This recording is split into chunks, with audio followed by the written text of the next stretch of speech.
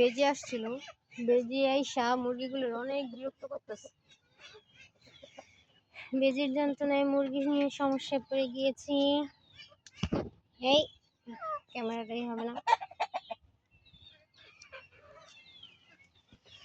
টুকটুকে লাল হয়ে আছে অলরেডি। মাশাআল্লাহ মাশাআল্লাহ, 28টা ডিম পাড়া কমপ্লিট। মুরগিগুলোর কুচে আসেনি এখনো, কুচে আসবে। আজকে এদেরকে ঘাস পাতা খেতে দিয়েছি, কারণ বাইরে যেতে দিই না, তার জন্য